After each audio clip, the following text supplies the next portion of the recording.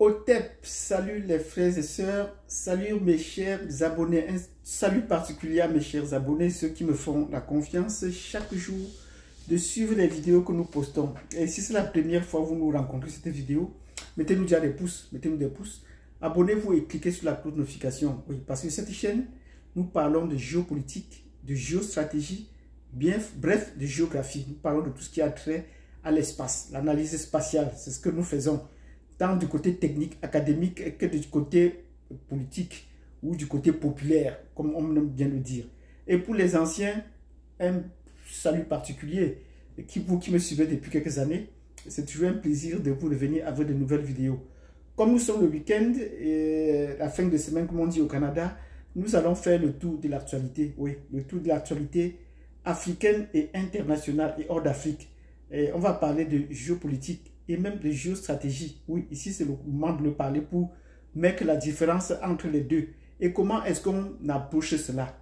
Donc si vous voulez en savoir davantage, asseyez-vous confortablement, le temps de vous abonner, de cliquer sur la cloche de notification et si nous préparez un commentaire, si vous avez déjà une idée, une question qui vous taraude et que vous pouvez déjà mettre ça déjà en commentaire, le temps de voir la vidéo.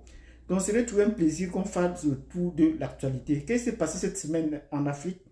Cette semaine en Afrique, c'est la question de la crise à l'est du Congo qui continue à faire couler beaucoup de salive et d'encre.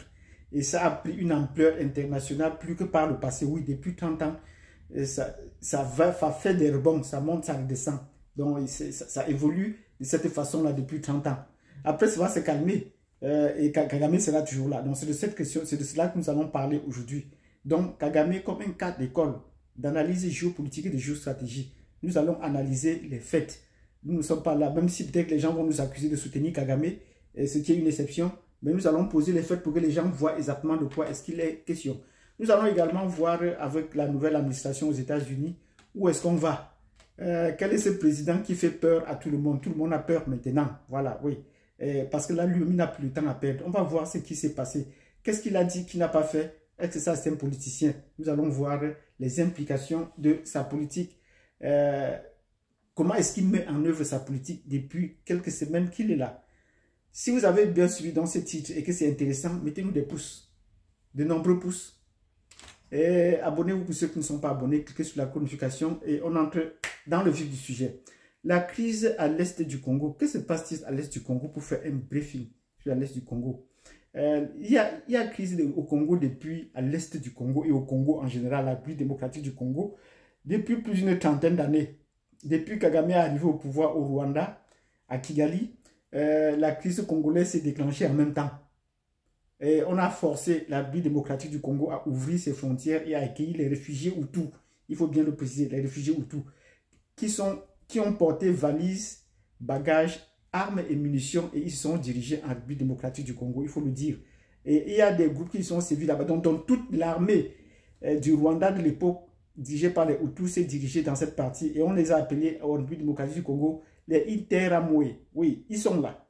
Et pour les pourchasser, pour s'assurer sa sécurité, Kagame avait décidé de les pourchasser jusqu'à la frontière. Oui, jusqu'à la frontière. Ça, c'est important qu'on le sache déjà. Il a traversé la frontière pour les poursuivre de l'autre côté et il a amené donc au pouvoir un certain Laurent Désiré Kabila. Et comme ça ne pouvait pas se passer aussi simplement qu'entre les individus lambda et ordinaires, il se pourrait qu'ils ont passé donc des accords pour les avoir soutenus jusqu'à leur pouvoir à Kinshasa, partie de l'Est, pour s'installer Laurent Désiré Kabila au pouvoir en République démocratique du Congo. Donc ils ont signé un deal où il va les payer 60 millions de dollars chaque mois, comme les frais de dommagement, comme tous les pays conquérant le fond, comme tous les pays européens, comme tous les pays impérialistes le font. Or, en payant cette somme, ça lui permettait donc de se préparer un trésor de guerre sur le long terme. La préparation n'a pas seulement pour le Rwanda, pour Kagame n'a pas été seulement militaire ou financier, elle a été ici également géostratégique. C'est ici que nous parlons donc maintenant de géostratégie. Il fallait infiltrer et commander, gouverner tout l'appareil de l'État en République démocratique du Congo. Donc, contrôler la présidence, les gouvernements successifs, les affaires étrangères et même les principaux gouverneurs dans les provinces. Oui, et c'est ce qu'il a réussi à faire. Parce que souvenez-vous, le premier ministre des Affaires étrangères et bien d'autres ministères des Affaires étrangères, c'était des Tutsis. Donc le ministre des Affaires étrangères d'un pays qui est un étranger aujourd'hui, et on est en train de clamer, il s'appelait Bizima Kara, voilà le court nom qu'on lui donnait, voilà son sobriquet qu'on connaît, mais on le connaissait au Rwanda comme Bizima Karamugwe. Voilà, Bizimana Karamugwe, on pourrait l'appeler comme ça. Ben, voilà qu'il a dirigé la diplomatie et il a fait le tour de pouvoir polir l'image du gouvernement qui était en place. Ainsi que beaucoup d'états-majors. Donc, il n'est pas seulement arrivé dans le gouvernement, beaucoup d'officiers Tutsis sont également entrés au gouvernement. Et à ce jour, au fait, aux récents appels, Fayulu nous disait qu'il y avait plus de 300 officiers Tutsis dans le gouvernement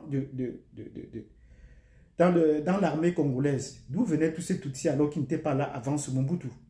Donc voilà comment Kagame a réussi à pouvoir infiltrer tous les appareils à plusieurs niveaux du gouvernement du Congo. Donc pendant Kabila fils, quand Kabila fils est arrivé, il n'y avait pas trop d'escarmouches, c'était un peu apaisant, on se négociait, mais on continuait à payer la traite. La passation du pouvoir avec Tshisekedi a été un peu houleuse. C'était un enfant de palais qu'on a pris parce qu'il n'a pas fait ses armes sur le terrain, ni sur le terrain politique, ni sur le terrain militaire. Et qu'on lui a doudouillé pour le mettre là-bas et qu'il allait continuer à suivre les mêmes tâches. La preuve en est que Kabila fils est encore là. On estime que c'est un Rwandais qui a encore dirigé ce pays-là. Mais il est encore là, il est aux manettes. Donc c'est important que nous sachions cela. Et c'est Kagame qui tire les ficelles depuis Kigali. Bon, il ne s'est pas arrêté là. Il est encore allé plus loin pour contrôler les communications au Congo. Oui, c'est lui qui contrôle les communications au Congo. La fibre optique au Congo passe par le Rwanda, par Kigali. C'est Kigali qui contrôle. Donc, l'essentiel des communications entre les Congolais passe par Kigali. Comment, dans ces conditions, on peut parler de menu de guerre contre un pays qui contrôle l'essentiel de vos communications? De vos communications radio, télévision, téléphonique et même Internet. Ça passe par le Kigali. Donc, vous comprenez que déjà en posant cette base, le Congo ne peut pas faire la guerre avec le Rwanda. Même s'il considère que le Rwanda est petit. Mes abonnés, tous ceux qui me suivent, comprennent que ce n'est plus la taille du pays qui compte. Mais ici, c'est la stratégie. Donc, Kagame a mis en place depuis une stratégie qui lui permet de contrôler le Congo de l'intérieur. Maintenant, il a essayé, comme une pieuvre, et je l'ai dit plusieurs fois, d'encercler la République démocratique du Congo en contrôlant tous les pays qui sont bordés la République démocratique du Congo pour s'assurer que la seule frontière vulnérable, c'est celle qui contrôle, c'est avec le Congo. C'est pour ça que j'ai souvent dit ici, pourquoi est-ce que Tshisekedi ne ferme pas la frontière avec le Rwanda? Vous savez que c'est là où va venir. Il dit à la moindre escarmouche avec le Rwanda, il va envoyer les missiles sur Kigali. Est-ce qu'il a déjà fait plusieurs fois qu'il a déjà dit? Est-ce qu'il a fait une seule fois? Non. Honte à toi, Tshisekedi, qui raconte des balivernes, qui raconte des mensonges. Il va faire un mur pour encercler la République démocratique du Congo. Mais faites un mur seulement pour le Rwanda, il est incapable, alors que c'est la plus petite frontière. Il y a des frontières comme celle avec la République démocratique, avec le Congo-Brazzaville ou celle avec l'Angola, qui sont des frontières assez longues, ou avec la Zambie. On ne vous a pas demandé d'aller faire ces frontières à ce niveau-là, mais le petit Rwanda n'a pas pu faire la frontière là-bas. Donc, vous comprenez que Tshisekedi est mis en place, il faut comprendre que Tshisekedi est mis en place par le pouvoir rwandais. La négociation avec Fayulu n'avait pas marché. Fayulu pouvait mettre tout dessous dans la sous-région. Donc, on a préféré mettre un Tshisekedi qui peut être assez conciliant. Donc, le pouvoir de Kigali, depuis une trentaine d'années, a encerclé, contre le pouvoir, et a encerclé tous les pays. Il est en République du Congo-Brazzaville. Notre cher frère Mabdiala qui parle souvent, c'est que son pays même est sous le contrôle de Kagame. Kagame contrôle son pays pour avoir acheté des terres. C'est les militaires qui vont envoyer là-bas. Il est au Gabon. Oui, rappelez-vous que le Gabon a signé des accords de coopération avec le Rwanda pour l'enseignement de la langue anglaise. Ils ont laissé le Cameroun à côté, mais ils ont préféré aller signer avec le Rwanda. Et chaque fois que vous négociez avec des Rwandais, sachez que ce sont des militaires qui sont au service de leur propre pays. Donc la même chose stratégique que la France applique avec les pays africains, c'est la même chose que le Rwanda fait. Donc, ils sont également en République centrafricaine, ils font partie de la garde rapprochée de Touadéra, même dans la mission des Nations Unies, ils y sont également. Donc, ils ont une double coopération militaire. En Ouganda, c'est leur pays d'où ils viennent. Donc, c'est tout à fait évident qu'ils ne s'inquiètent pas du côté de ce qui vient du côté de l'Ouganda. Au Burundi, c'est encore leur frère. La femme de Kagame est une Tutsi d'origine burundaise. Donc maintenant, quand on dit que l'armée burundaise doit venir en RDC, aider la RDC, si la RDC va encore accepter, c'est encore un autre piège. Parce qu'ils n'iront nulle part. Donc ils ne vont que faire le jeu de Kagame. Comme il a fait avec le Kenya. Ils ont accepté que le Kenya vienne et le Kenya est rentré. Parce que c'est Kagame qui habillait les soldats kenyans.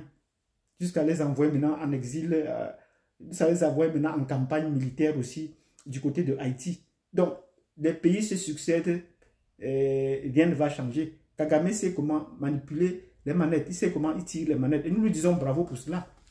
Et il y a notre pays, tout récemment, on a lancé, avec la Zambie, c'est également évident. L'Angola, c'est un peu comme ci, comme ça, ben c'est là. Ben, ça ne crée pas assez de problèmes. Donc, avant la crise tout récente, les pays des pays d'Afrique australe ont fait une réunion qui a accouché d'une souris, nous l'avons dit dans notre récente vidéo. Parce qu'aucun soldat ne veut se faire, aucun pays ne veut voir ses soldats mourir, sauf l'Afrique du Sud, qui a déjà perdu 13 soldats, parce qu'il faut cesser de le rappeler. L'Afrique du Sud a déjà perdu 13 soldats. Des Rwandais ont tué des Sud-Africains. Ben, c'était des Sud-Africains comme vous et moi, ce n'était pas les autres. C'était des Sud-Africains comme vous et moi. Et à quand est-ce que Cyril Ramaphosa va venger ses soldats? Nous n'en savons rien. Voilà déjà encore un autre point de faiblesse. Nous disons bravo à Kagame.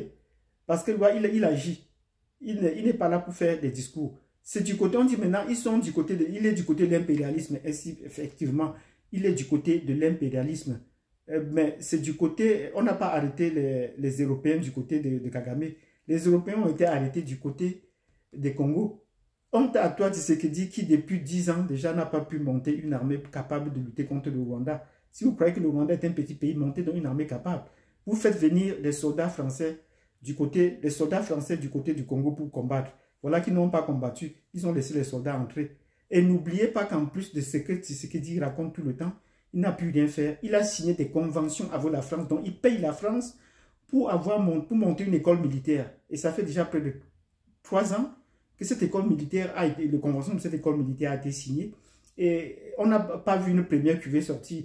Alors que dans les pays de l'AES, on vient chercher les conseils chez Kagame. Ils ont chaque année sorti des cuvées militaires au Mali, au Burkina Faso et bientôt également au Niger. Donc, vous comprenez que la République démocratique du Congo Tshisekedi joue le jeu de Kagame. Oui, il joue son jeu. Il ne peut rien faire. Donc, ceux qui pensent qu'on peut effacer Kagame, qu'on peut le... Ben, j'ai dit également à certains panafricanistes comme Banda Kani qui appelaient mal l'assassinat de Kagame. Nous disons que non, ça c'est une honte de demander, quand un Africain demande encore qu'on assassine un autre Africain. Comment est-ce qu'on n'a pas pu tirer les leçons de tout ce qui s'est passé avec Barbo, Kadhafi et autres? Nous ne devons pas faire cela. C'est parce qu'on nous pousse à détester quelqu'un qu'on va aller jusqu'à demander que des Africains vont tuer un autre Africain pour cette raison. Et je veux me poser, il y a une question que je me pose. Et toujours, et que les gens disent, non, il a pillé les ressources du Congo. Je suis d'accord, il a pillé les ressources du Congo. Ben, c'était pour développer son pays. S'il n'avait pas, est-ce que le Congo manque les ressources ailleurs pour développer le Congo? Il y a les ressources au sud, le cuivre au sud. Et la deuxième ville en RDC, c'est le Lubumbashi, la ville du cuivre. Il y a assez de ressources là-bas. Il y a les ressources à la frontière angolaise. Il y a les ressources un peu partout au Congo pour développer le pays ou pour mener cette guerre. Ben, s'il n'avait pas utilisé ces ressources pour développer le Rwanda, où enseignons-nous? Vous vous rappelez, quand il est arrivé au pouvoir, le Rwanda n'avait presque pas la télévision. C'était un pays méconnu. Nous l'avons déjà démontré plusieurs fois. Donc, un Africain utilise les ressources de l'Afrique pour développer l'Afrique, nous lui disons bravo. Et Kagame n'est pas assez gère sur le plan géostratégique qu'on essaie de manipuler. Toutes les conventions qu'on signe, on paye avant l'exécution. Ce n'est pas le cas. Nous prenons seulement le cas des réfugiés de la Grande-Bretagne, de l'Angleterre. Ils ont décidé qu'ils vont envoyer les réfugiés au Rwanda. Le Rwanda a dit que non, accepté. Mais ils ont versé l'argent, la première tranche, avant que le gouvernement anglais ne tombe et demande de rembourser. Kagame n'a pas remboursé. De ce côté, c'est d'accord avec certaines personnes. Kagame est un féman. C'est un féman, comme on pourrait dire au Cameroun. Parce que lui, on ne l'a jamais trompé. C'est toujours lui qui trompe les autres. Donc, quand il signe des conventions avec l'Union européenne pour la fourniture des matières premières, il vous verse d'abord l'argent avant qu'il parte chercher. Et là, nous disons bravo. C'est de ce côté nous disons bravo. Ce n'est pas comme les autres où on achète les ressources dans le sous-sol et on peut le garder pour 50 ans, on n'ose pas jamais et rien n'est fait. Dans toutes nos ressources, dans les conventions de nos ressources, on vous montre toujours qu'on va construire les routes, on va construire les écoles pour accompagner l'exploitation des ressources, mais jamais ça n'a été fait. Mais avec le Rwanda, vous signez une convention, vous payez d'abord, vous payez la première tranche. sinon la totalité, avant qu'il ne commence la livraison de ce que vous avez demandé. Donc, pour le coltan, comme on le sait, généralement, l'Union européenne paye avant qu'il ne commence la livraison. Donc, il a toujours l'argent. Pour le cas de l'Angleterre, il avait reçu l'argent. Et quand le gouvernement anglais est tombé, on lui a demandé de remettre l'argent. Il a dit non, il ne peut pas remettre l'argent, ce n'était pas prévu dans le contrat. Et voilà qu'il a fait l'Angleterre. Ce n'est pas le seul pays qu'il a fait avec les autres. Et pour cela, nous pouvons lui dire bravo, parce que ça, c'est un Africain qui, pour une fois, sait comment les Européens jouent. Il vous donne une miette, il signe des conventions qui ne respectent jamais les clauses. Il ne vous verse jamais tout l'argent qu'il leur doit. Donc, le Rwanda, sur le plan géostratégique, est le seul pays africain qui exploite, qui reçoit, dont les pays européens lui réclament de l'argent. Ce n'est pas le Rwanda qui a payé ses dettes. Non, le Rwanda n'a pas payé ses dettes. C'est les autres qui réclament que le Rwanda paye leur argent de retour. Donc, la République sud-africaine s'est agitée tout récemment et nous avons montré que non, la République sud-africaine, ce n'est pas un pays gouverné par nous. Ils n'ont pas cette autonomie dont vous pensez là. Ils n'ont pu rien faire. Donc, voilà comment est-ce que nous sommes en train de vous démontrer que Kagame est un vrai garçon. Ce n'est pas le genre où c'est parce qu'on crie sur la toile qu'on va également crier comme les autres. Ça, c'est pour animer la scène politique, la scène géopolitique. Donc, cette animation, si vous comprenez que les enjeux géopolitiques, c'est un théâtre, il faut, quand vous comprenez ces enjeux, ces principes, que Tshisekedi, il est de connivence avec Kagame, il est de connivence avec le Kenya, il est de connivence avec tous ces pays-là, et ils font ça. Pourquoi ils se réunissent? Ils parlent d'autre chose. Ils ne parlent pas de ça. Donc, tous ces pays qui viennent vous agiter pour la République démocratique du Congo, là, ce sont des loupards. Voilà. Ils sont là juste pour animer la galerie. Donc, mais ne poussons pas jusqu'à appeler au meurtre. C'est ce que je ne souhaite pas que des Africains appellent au meurtre des autres Africains. Qui disait, le capitaine Ibrahim Traoré, qui n'a pas détesté Gbagbo? Nous avons tous détesté Kadhafi jusqu'à ce qu'il en est mort. Aujourd'hui, on se met à crier. Aujourd'hui, quand on va, si vous parveniez peut-être, parce que même ce n'est pas évident, à tuer Kagame, vous n'en serez pas aussi vainqueur pour d'autres situations. Mais rassurez-vous, ça ne sera pas aussi une partie facile. Mais le premier pays qui va tirer un coup de feu en République démocratique du Congo, Kagame est prêt à transporter la guerre dans son pays, même si c'est l'Afrique du Sud. Et il a déjà montré combien de fois il est parti en Afrique du Sud, tuer les opposants en Afrique du Sud, ses opposants en Afrique du Sud, malgré les injonctions de l'Afrique du Sud. Donc, nous n'allons pas être très long pour cette vidéo, ça a déjà assez duré. Nous allons faire la deuxième partie.